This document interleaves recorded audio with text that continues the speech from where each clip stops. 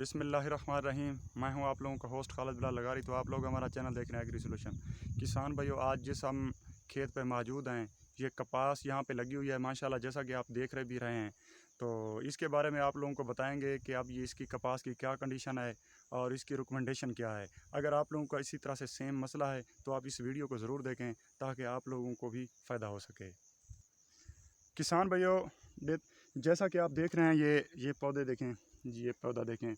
तो और ज़मीन को भी थोड़ा सा आप देख रहे हैं, जज कर रहे हैं कि ये ज़मीन थोड़ा सा जो है ना कड़वी है और इसमें कड़वापन है। इसमें थोड़ा सा कलर भी जो है ना, ये भी आपको नज़र आ रहा होगा।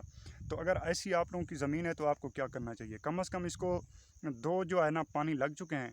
एक तो इसमें यह है कि इसमें थोड़ी सी खताइयाँ हैं, जैसा कि मैं आपको दिखा रहा हूँ।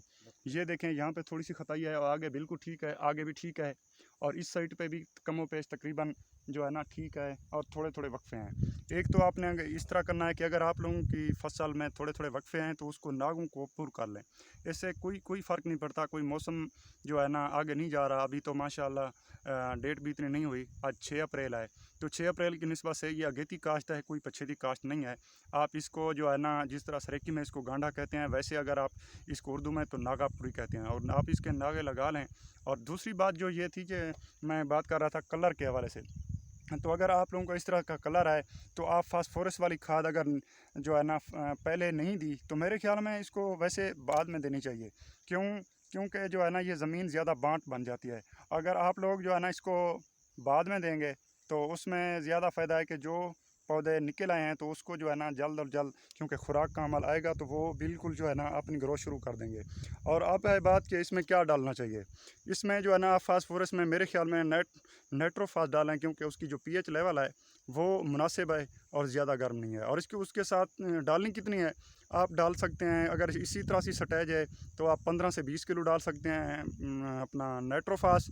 और यूरिया भी डाल सकते हैं 15 से 20 किलो, क्योंकि अगर आप इसको ज़्यादा डालेंगे तो पौधा बिल्कुल छोटा है तो उसकी इतनी कैपेसिटी नहीं है, आपकी वैसे ज़ाय हो जाएगी। आप हर पानी के साथ या दूसरे पानी के साथ भी इसको इसी तरह से इस्तेमाल कर सकते हैं। तो ये जो है ना आप लोगों को ये बताना था कि अगर आप लोगों की इस तरह की फसल है तो आप लोग जो है नागे पूरी करें, और नागे पूरे करने के बाद इसको इसी तरह से जो है ना खाद आपने डालनी है। तो अगर आप लोगों के इसी तरह का कोई मसला है तो आप कमेंट्स में हमें ज़रूर बताएं और इसी फार्मूले पर अमल करें, इंशाल्लाह फ़ायदा होगा। शुक्रिया।